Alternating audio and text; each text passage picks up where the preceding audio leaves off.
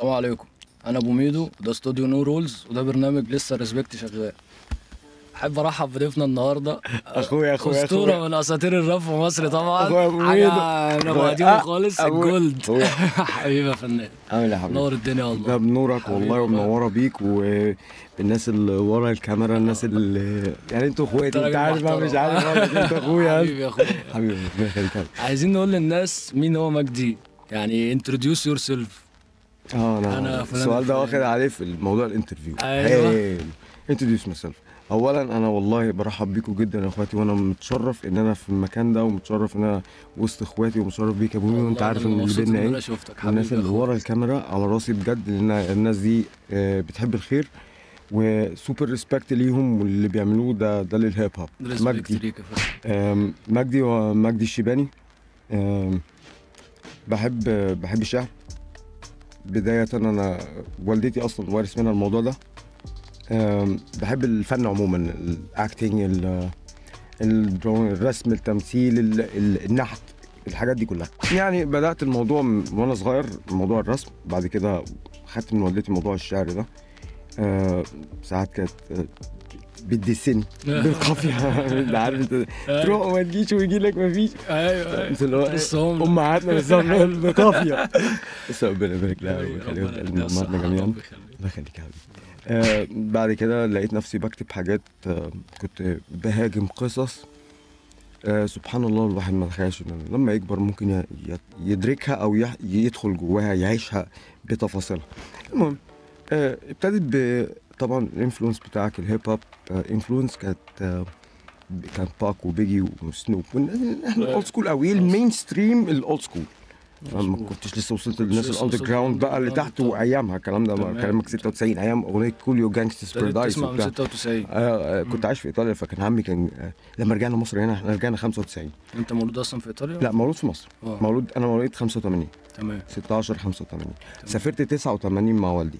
تمام. انا اخواني الاثنين هناك مولودين، لكن انا الوحيد اللي مولود في البلد مصر. تحيا مصر. تحيا مصر. المهم في 96 كان اختراع الدش ده، كان لسه بص حوار جديد. انا اخدت الكالتشر هناك من سنه 89 لغايه 95. الكالتشر الغربي. تمام. مزيكا الغربي مع حكيم. والله أيوة، نار والشرايط دي اللي كانت مكسره الدنيا هناك مع العرب، مكسره وبنعمل بيها حفلات، فاهم؟ كريسماس بتاع. فكانت ده مع ده عندي عمل مزج ثقافات، خلى عندي الوحيد اللي كنت بتكلم في اخواتي عشان اكبرهم سنا، وكنت هنا في مصر، بس الوحيد اللي كان بيقدر يتكلم عربي. كانوا جايين كنت هناك ميح عربي. هم مولودين يعتبروا هناك يعني، ده وده. المهم مزيكة الايطالي كان فيه هيب هوب، بس ما كانش قوي. ما كانش منتشر. وما كانش قوي. كان الروك هناك اكتر. ايوه. الروك بالذات في ايطاليا والحاجات دي، ويمكن الريف شويه كان شغال بالظبط في التسعينات، في نص التسعينات الاول. تمام. المهم رجعت هنا زي ما قلت لك، وسمعت في 96 اغنيه كوليو بتاعت جانجسترز بارادايس. كانت ايامها الناس ممكن تقول في مصر كان البريك دانس كان شغال، كانت ابتدى 96 97 98 99 2000 2001. تمام. ابتدت هجمه الهيب هوب معايا. انا الفتره دي كلها بقولها لك، اللي كنت مهتم ان انا اسمع مزيكا انجلش، مع العلم ان انا زودت عليهم فرق بوب، اللي هو بتسمع باك ان سينك، وبتسمع باك ستريت بويز، وبتسمع بولترمان، وبتسمع دخلت كل ده، وبعدين دخلت في الهيب هوب صرف في 2001 بتسمع كله بقى هيب هوب. باستر رايمز لما نزل اغنيه بريك يور نيك، انا كانت بريك ماي فاكينج نيك فعلا. سيريسلي دود، يعني اكسكيوز ماي فرنش يعني، بس بجد الاغنيه دي تكسر رقاب. كانت الناس ايامها بتعمل بريك دانس على الاغنيه، عشان الاغنيه فيها الريذم، فاهم؟ بريك هناك من الاغاني اللي حببتني في الفاست فلو عموما.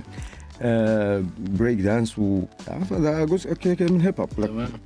حسيت ان انا مش مايل للدانسينج. ساعتها ابتدت الكلوبينج، فتره الكلوبات. بشوف الرقص مش ده اللي عاجبني، انا عاجبني اللي شغال، ده اللي بيتقال. في 2001 في 2002 نزل فيلم 8 مايل. اتفرجت على الفيلم ده. طبعا امينيم كان مؤثر في الفتره اللي انا كنت بسمع فيها امينيم اوريدي، وبسمع بوب. بس امينيم كان بوب بالنسبه لي، ما كنتش تعمقته هيب هوب. في 2002 كنت اشهر واحد امينيم وباج وبيجي اتعلمت منه الايست كوست. توباك اتعلمت منه الفلو، الاحساس، كل واحد خدت منه حاجه. طبعا امينيم خدت منه التكنيك. اول واحد اتعلمت اقول فاست فلو ولا كانت الكورس بتاع فورجيت اباوت دري، الكورس بتاعه ناو ده يجيب توك دي جا سم ستيب انا كام ده وريموف كده تراك. كان امينيم الكلام نفسه this is just a bunch of gibberition. ايه الفلو ده؟ قولها بسرعه هتلاقي فالتكنيك ده والكلام ده بدري. الكلام ده في 2001 انت بتقول يعني في امينيم ده في 1000 يعني في 2000 ده كان بص رام. لما سمعته ده افتكرت ان في ناس عندها جنان او صرع او حاجه، ده مش كليب طبيعي وده مش راب طبيعي. ده دي بره بقى احنا خبطه صدمه حضاريه بالظبط. لان قبليها كنت بسمع اذكر الصرف له كل يوم جانكسترز بارادايز، اغنيه مهروسه بس هي جميله جدا طبعا، علم من اعلامات الهيب هوب. بس مش ده تكنيك، مش ده الفلو. لما سمعت المزيكا بتاعت في اكتر بقى في حاجات لاند ودري لما بيعملوا مزيكا اصلا كانوا بيكسروا انا ركزت مع امينيم، ابتديت اقول الكلام ده، ابتديت اكتبه بالانجلش. جت معايا واحده زي ما اكتسبت من توباك لما لقيته بيغني بشاعريه اكتر، بفلو شعر، يعني بيمد الكلمه، مش شرط تكنيك زي امينيم مثلا سرعه او تكنيك وجنان زي باستا، لا ده في تكنيك ثاني. سمعت في 2003 بون توكز ان هارموني، بس ما كنتش اتسحلت قوي، كنت ساعتها برضه مركز مع باك شويه. في 2004 حصل التشينج بقى. كنت جيت هنا القاهره، قعدت مع يعني انا كنت قاعد فتره في اسكندريه، يعني لينا قريب هناك بس لا جيت هنا القاهره وبعد كده سافرت فتره اسكندريه دي من 2002 لحد 2003 4 يعني اواخر 3 في اوائل 4 قعدت حبه حلوين هناك. عندنا شقه في 21 قشطه، عشنا شويه وجيت هنا. جزء من الثقافه الاسكندرانيه والبحر والكلام ده. انا بصراحه ربنا طبعا حتى الدانسينج هناك كان الفتره دي منتشر، كان العيال بترقص كتير على البيتش وبتاع، كانت لسه في بقى قبل الكافيتريات ما تبقى زي ما انت شايف زربيح يعني. anyway الحمد لله حبيت الهيب هوب بدري ودخلت في الاندر جراوند في 2004. يعني انا ابتديت اسمع الاندر جراوند والراب المصري والراب السعودي والخليجي والاغاني الغريبه دي اللي هي قشطه بالعربي. يعني انا كنت في كروك اوريدي من 2001 كان بيتقال لي احنا ما بنغنيش حاجه اسمها ايه عربي، كنت بغني انجلش بس. وهتفضل واحد فينا. يعني انا الشارع بتاع عمرو ادي اي 5 وهو حتى سنة مع بعض. كنا بادئين كرو زمان اسمها دراجون ويف في 2001 الكلام ده. 2001 وكنا اول حفله افتتاح لجامعه اكتوبر عملناها، كانت اول حفله. الكلام ده زمان. كنتوا بتجيبوا بيتس منين؟ لا كنا من على النت يا باشا. كان في موقع هقول لك، كان في موقع الناس الاولد سكول ريفربريشن. بص الموقع المنتديات بقى والكلام ده. المنتديات ده في 2003 في الفتره دي 2003 2004 دي المنتديات. ده انا كنت مسؤول فيها في المنتديات. انا كان بتبعت لي، كان في فايلات، فاكر ام اس ان؟ مثلا في حاجات بتتداول بالام اس ان، وفي حاجات شغل الياهو برضه، الياهو والام اس ان في الفتره دي. وفي حاجات كنت بتجيبها من مواقع بره، يعني مثلا صلاح الدين، يعني شارع صلاح الدين. صلاح الدين ده راجل انا اتأثرت بيه، من العرب رابرز اللي حتى هم بره وبيغني عربي على هولندي وشويه انجلش، بس هو راجل قوي جدا. وصل للوو تانج، ده سمعني ايه وو تانج. انا اعرف الوو تانج من ميثود مان وراد مان وسمعت لهم، بس راد مان ما طلعش وو تانج اصلا. ده اللي عرفت بعدين مين الممبرز بقى بتاع الوو، تسمع مين كابادونا وتسمع ماسكيلا وتسمع جوست فيس. انا جت فتره كتبت اغنيه اولد سكول في 2008 الكلام ده على نمط جوست فيس، عامله حاجه على نمط جوست فيس، حطيت بقى التاتش بتاع السرعه بتاع التكنيك بتاع ماك. ابتدى يخش بقى ريسبكت، لان ده اول محبتي للهيب هوب، اللي هو حوار الكاتشي الفلو تا تا تا تا. ده اول حاجه افتكر كانت باستر رايمز. فالاغنيه بريك هناك دي بالذات عشان كان هنا ميد ويست، اول حاجه كهربتني هي دي اللي بتكهرب. بس ابتديت طبعا اشتغلت في 2004 صحيح مع 2005 2004. كل ده انت بتعمل راب، بس بتعمل راب انجلش؟ ما كانش فيه بقى لغايه بالظبط. تسلم كويس انك اون كورس. يعني من لغايه 2004 الناس ده كله كنت مع دراجون ويف مع عمرو ادي انجلش بس. في 2004 كتبت اغنيه عربي دسوني هم بقى. مين بقى نفس هم ماي كرو لا ما خرجتش. انا ما خرجتش من كنت لسه ستيل معاهم كنا بس كرو هو واحد، ما بس انا فيش حبيت ان انا اعمل اغنيه عربي لان بدايتي انا ودكتور كيم اللي كان معاه او كريم اللي كان معاه كان هو اصلا مطرب. هو الموضوع هو شاروس لكريم دكتور كيم الراجل ده كان معاهم حد اسمه الذكر اكيد حبيبي اخويا بعد ربنا ليه يعني فضل عليا في المزيكا. ساعدني في اول واحد علمني ازاي ان احط كيك على سنير على حاجه زي كده. هو اصلا ملحن، ووالده الله يرحمه كان بيودينا نادي الشمس.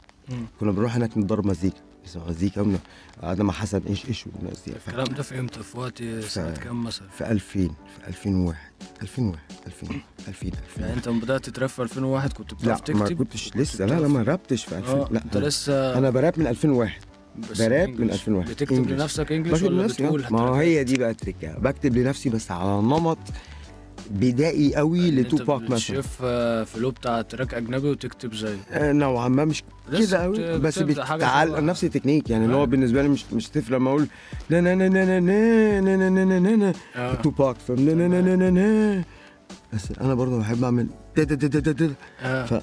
طب اوفق ازاي؟ فراح حته كده اللي هي التاتش بتاعك انت الخاص، اللي احساسك انت الخاص في الكتابه، لان انا اصلا عندي المايكه بتاعت الكتابه تمام، مع الودن الموسيقيه اللي هي ايه لسه برضه بتنشا الالحان بتاخد جديد على التوزيع. انا كان اول مره اخش في مجال المزيكا، انا كان عندي ودن بسمع بس ما كنتش عملت. انت كنت عندك 16 سنه 15 سنه. ما انا بكلمك كده ايام ثانويه عامه. هي بدات معايا في ثانويه عامه. المزيكا عموما ضربتي بالمزيكا لسه حاجه جديده في المجتمع ما حدش بيسمعها. 2005 دخلت بقى انت عمل عربي بقى. لا عمل عربي انا خلاص بقى عربي. كنت بغني مع في 2005 كنت عملنا كرو. يعني فتره 2005 دي هي تعتبر التشينج بتاع حياتي. تمام. 2004 اتعرفت على افكلا. تمام. افكلا كنت سبحان الله جاب باي تشانس كده صدفه والله. الشخص ده ربنا يا رب يوفقه. شاراوس ليك يا حماده، انت عارف انت عندي ايه. من الناس اللي اندر فريكين ريتد يعني. انا مش عارف بس ان شاء الله يعني ليه عوده. حصل. المهم رحت هناك قعدت ما اتعرفت عليه. هو كان بيحب الدانس برضه. كان ساعتها رومي البي كان لسه دانسر، وعمرو حكيم كان دانسر. تمام. ما كانش لسه الناس دي بتراب. فاهم. السبيكتريم كلهم وشارع كلهم حبايبي واخواتي يعني. بس اتأثروا باللي انا اتأثرت بيه. انا اتأثرت بإفكلا وانا ابتديت اكتب عربي، والناس اللي معايا مش جاي على هواهم ان انا اغني عربي. فخلينا اخوات. وانا حماده افكلا ده شخص حابب، هو كاركتر، هو سكره فاهم، حب يعمل الموضوع ده ايه. كتبت عملنا اغاني. انا ابتديت عربي وهو ابتدى برضه عربي. اتعرفت بعديها في 2004 في اخرها على واحد من المنصوره جه سجل اسمه بيج او. شراو ليك يا ميدو بيج او. الراجل ده عرفني على MC امين، لان هو اللي كانوا مع بعض في راب اتاك. تمام. كانوا اول ما لسه الدنيا امين لسه بيبدا. شراو MC امين. عرفت بعديها حد انا كنت عارفه من سنين بس ما كنتش عارفه رابر، ايهاب ايماني.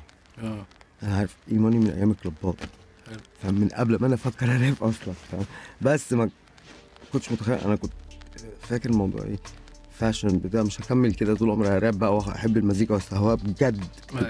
لغايه ما قابلت الشخص ده احنا في 2005. ايه ده ايهاب؟ ايه ده مجدي؟ ايماني فاهم. شرع ستيك ايماني حبيبي ماني عالم. بس شيء فالفكره ان غنينا مع بعض فتره لغايه 2007 عملت حاجه اسمها مايكلز. كنتوا انتوا كرو ساعتها ولا كان كل واحد؟ احنا كنا انديفيدوال باسمه. بس انا وكلا بس اللي كنا كرو. تمام. ودخل هو بعديها مع ارب ليج. انا دخلت حاجه اسمها صناعه في مصر، كنا عاملينها مع الله يرحمه ياسر. الله يرحمه ياسر برادر. محمد وهو وديب شراوس ديب.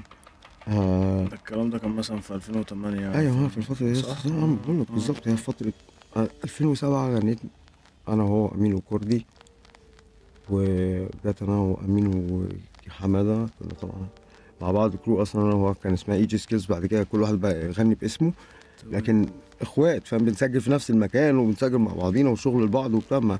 مش شرط كرو مش كرو، ما كانتش دي الروح اللي بتجمعنا فاهم. امين كان يجي من المنصوره، كان يجي مع ميدو، وبعد كده ميدو اتسحل طبعا في حياته وربنا يا رب يوفقه في حياته واحنا يا رب. فميدو امين. فميدو عرفت منه امين، شاب صاحبنا ورجوله وعمري ما شفت منه لعيبه. بعديها اختلفنا بس على شويه انماط في المزيكا. في الفتره دي كنت حبيت التكنيكس والموضوع يبقى تكنيكال، وانا معايا سقف في كده، معايا بسم الله ما شاء الله ماني، فاهم؟ الماني ده طبعا جامد، انا فان ليه، فما ينفعش ان احنا بنغني مع بعضينا، احس لازم استغل النقطه دي اظهرها بالظبط عندي منه. فطلع اختلفنا على نقط، ده حصل سوء تفاهم، رحت انا طلعت انديفيدوال كده، خدت بعض مع حالي، انا هغني سولو، عايزين نعمل فيتشرز، هنعمل فيتشرز كل واحد ايه، يعني احنا مش نيشن ولا بتاع، احنا اخوات بره المزيكا، لكن في المجال كل واحد لوحده بالظبط. مجدي، عايز اعرف الفترة اللي هي بقى من 2008 ل 2011 2012 اللي هو السهم فيها كان طالع، كانت ايه مميزاتها وكان ايه الحلو اللي فيها وايه الوحش، ايه اللي انت شفته في حياة اللي هي تحت الاضواء؟ الاضواء، انا هقول لك السلبيات، كانتش الاضواء زي دلوقتي. اه طبعا طبيعي، بس كان في اضواء، كان في اضواء، الفكرة نفسها الاهتمام، السبوت بالظبط، في سبوت اون كده الله. والرابر بيحب انه يتشاف يعني بالظبط. الفنان عموما بيعمل كده، الفنان احساسه كده، بيحب الابريشيشن، بيحب ان الناس تشكره، بيحب ان يشوف الناس، بيحب حب الناس، بيحب يحس بنجاح، بيحب يحس حلو، يحس ان هو عمل نفسه حلو بالظبط، حس حلو. انسان عنده الحته دي، ولكن في حته بتخش مع البني ادم، سواء سمعه لنفسه او اتباعه لهواه، او يمشي زي ما بيقولوا بيسمع ورا هوا نفسه، ورا صوت دماغه، مظبوط، يبتدي يخبط، فينزل بقى، يبتدي الكيرف ينزل، تخبط بقى فتنزل بقى العكس. فلغايه 2011 و2012 كان الكيرف في الطالع، لغايه 2012 الكيرف نزل، اتباع اخطاء وهوى نفس ورا صوت دماغك، وبعض النجاحات وكثير من الإخفاقات، فمش عايز غيري يقع في ده. والإخفاقات هنا مش في الكارير، أنا كرابر، أنا رابر قوي وعندي سكيل لغاية دلوقتي الحمد لله، أنا بحب الشيء كأرت، زي السواقة، حاجة نفسها ما بتتنسيش، جدع بس أنت محتاج تمارس الشيء عشان أو تبقى باين أنت درايفر ماهر، أنت راجل سويق بتسوق، فمع التراك على طول.